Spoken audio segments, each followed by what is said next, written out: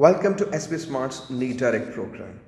आज हम इसमें एनसीईआरटी के प्रॉब्लम्स करेंगे from the chapter of oscillations day 2। So let's start from question 14.8। Question को ज़रा ध्यान से सुनिएगा।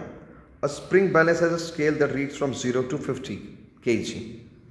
The length of the scale is 20 centimetre. इसका मतलब ये होता है जब आप 50 kg वेट ला देंगे उसमें तो फाइनल जो स्केल की रीडिंग होगी वो 20 सेंटीमीटर पे होगी। This is what it means. तो इस स्प्रिंग बैलेंस से हमने लटका दिया है एक कोई मास, उसका वेट पूछा गया है, यानी मास लटकाया तो वेट का मतलब हुआ mg हमें मालूम करना होगा। उसके लटकाने से जब उसकी ऑसिलेशंस हमने रिकॉर्ड की, the time period was 0.6 seconds. All right, so you have to now find out what is the weight of that object, which when suspended from the spring of the spring balance gives the time period of 0.6 seconds. But सबसे पहले तो हम formula लगाएंगे F equal to के x. ठीक है, इसमें F हमें पता है कितना है, वो कहते हैं इसमें 50 kg मैक्सिमम है ना। तो F 50 kg ये फोर्स है, बट ये तो मास है, इसलिए फोर्स के लिए हमें इसको 9.8 से मल्टीप्लाई करना होगा, है ना, बिकॉज ये m इंटू जी होता है फोर्स। तो ये बनता है इफ़ यू मल्टीप्लाई 490 न्यूटन। और जो दूसरी बात यहाँ बताई गई थी वो 20 सेंटीमीटर पे ये सब हो रहा था, यानी x अगर 20 सेंटीमीटर हो तो हम मीटर में यूँ उसको कन्वर्ट कर सकते हैं। ऑलराइट, तो ये वैल्यू जो है x की और f की यहाँ लगाएं तो हमें k मिल सकता है। So let's check out what's the value of k now. k is equal to f by x. तो f आपने देखा अभी भी 490 है, x 10 पावर -2 है। तो इस तरह से हम k की वैल्यू काउंट यहाँ से कर सकते हैं। ये आएगा 2450 newton per metre, 2450 newton per metre. But the rest of the problem is very easy. Time period का फॉर्मूला जो हम जानते हैं वो ये होता है, राइट। इसमें टाइम पीरियड जो है वो यहाँ से देख लीजिए 0.6 सेकेंड्स। तो 0.6 को हम 6/10 लिख सकते हैं, ये 2 पाई। m तो हमें नहीं मालूम, k का वैल्यू अभी भी देखा हमने 2450। Squaring both sides and simplifying.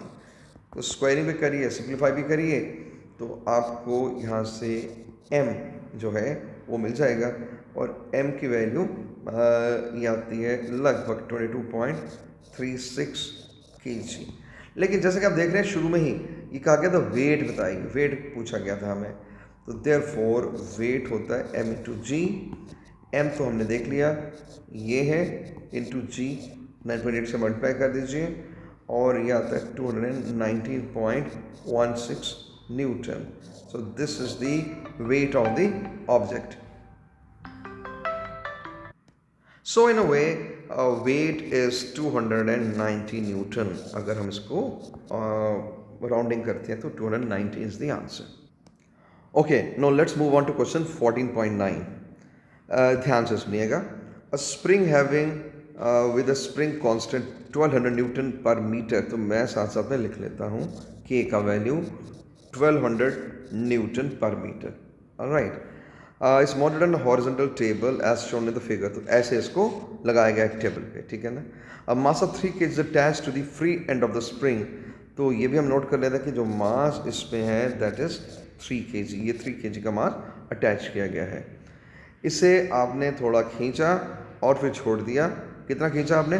2 centimetre तक खींचा है, यानी extension cost is 2 centimetre, which you can say 2 10 power -2 metre. Alright, फिर रिलीज कर दी नेचुरली इसको। अब जो बातें पूछी जा रही हैं ध्यान से सुनिएगा। Determine the frequency of the oscillation, फिर maximum acceleration of the mass, और तीसरी चीज़ है maximum speed of the mass. तो एक एक करके करेंगे। सबसे पहले है इसका frequency of the oscillation. As you know 2 pi m by k होता है टाइम पीरियड। तो frequency is 1 by time period, इसका मतलब 1/2 पाई के बाई m। अब 1/2 pi is okay, what about के? के जैसा आप देख रहे हैं ये गिवन था हमें 1200 है, ठीक है। हम sticking to the values only, तो ये 1200 डिवाइड बाई m, कितना मास है 3 kg, ये ठीक है। ये 4 के टेबल से गया, ये 20 बना है ना स्क्वायर रूट लेने के बाद, and when you simplify becomes 10 by pi, और 10 बाई पाई को जब आप सिंप्लीफाई कर लें तो इट बिकम्स समथिंग लाइक 3.18, तो ये फ्रीक्वेंसी 3.18 हर्ट्ज आती है। इस तरह से हमने इसका पहला पार्ट हमने कर लिया है। Okay, now let's move on to second part, maximum acceleration of the mass. देखें, acceleration omega square into amplitude होता है ना, और omega is k upon m square root. ये वैल्यू इस पे लगाएं, और एम्पलीट्यूड क्या है, जितना आपने खींच के छोड़ा था, दैट इज 2 सेंटीमीटर। ऑलराइट, तो here we go, omega square यानी इसका रूट हट जाएगा k by m into amplitude. अब k और m जो है इनकी वैल्यू हमने अभी देखी थी, k है 1200, m है 3 kg, एम्पलीट्यूड 2 सेंटीमीटर और ये मीटर बनाए। ये सारा डाटा हमने यहाँ से लिया है। Alright, you go on simplifying it, तो ये चला गया 800 10 पावर माइनस 2, ये सिर्फ 8 आया हमारे पास मीटर पर सेकेंड स्क्वायर। तो एक आंसर ये आ गया हमारा। इसके सेकेंड पार्ट में जो पूछा गया था कि इसका एक्सेलरेशन बताएं, मैक्सिमम एक्सेलरेशन, तो ये पार्ट भी हमारा हो गया, ठीक है। This is 8 metre per second square. Okay, now we move on to the last part of the problem, जिसमें ये द मैक्सिमम स्पीड यानी v मैक्स कहा गया है, and you know it is omega into amplitude. So omega की जगह लिखेंगे k by m into amplitude से मल्टीप्लाई करेंगे। k जैसा कि आप जानते हैं ये है, ये आ गया मास, ले लो square root into amplitude which is 2 centimetre, मैं मीटर बना चुका हूँ उसके, ठीक है। तो ये 400 का रूट क्या आएगा 20 इंटू 2 डिवाइड बाई 100, बिकॉज यहाँ पे 10 पावर माइनस 2 है, तो वो 100 हमने नीचे लिखा है। एंड नाउ 2 बाई 5 इज 0.4, और ये क्या है वेलोसिटी, तो यूनिट रहेंगे मीटर पर सेकेंड, तो 0.4 metre per second is the maximum velocity.